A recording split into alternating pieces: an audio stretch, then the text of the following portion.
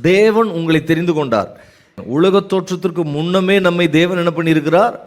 தெரிந்து கொண்டு இருக்கிறார். அங்குதான் தேவனுடைய படைப்பினுடைய ஒரு மேன்மையை நம்ம தியானிக்கிறோம். தேவன் ஆதியிலே வானத்தையும் பூமியும் சிருஷ்டித்தார் அப்படின்னு சொல்வதற்கு முன்பதாகவே மனிதனை அவருடைய சிந்தையிலே கொண்டு வருகிறார். அந்த மனிதனுக்காக தான் இந்த பூமியவே சிருஷ்டித்தார். இந்த பூமியில பார்க்கிற எல்லா பொருட்களும் எல்லா காரியங்களும் மனிதனுக்காக உண்டாக்கப்பட்டவைகள்.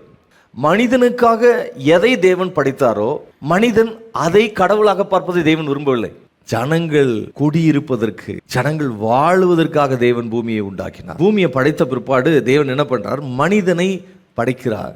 தேவன் ஏன் மனுஷனை படைச்சார்? இந்த பூமியை பராமரிக்க, இந்த பூமியை நாம் ஆளுகை செய்ய. ஆளுகை என்பது ஒன்று பராமரிப்பு, ஆளுகை என்பது இன்னொன்று நிர்வாகம்.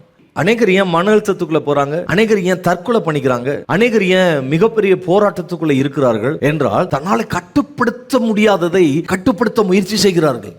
சில பிரச்சனைகள் உங்களால் தீர்க்க முடியல, ஏன் தெரியுமா? அவரை சார்ந்து கொள்ளுங்கள், அவர் தான் தீர்ப்பார். நீங்க கட்டுப்படுத்த முடியாத விஷயத்தை குறித்து கவலைப்படாதீங்க, அவரிடத்துல சொல்லுங்க, அவர் கட்டுப்படுத்துவார்.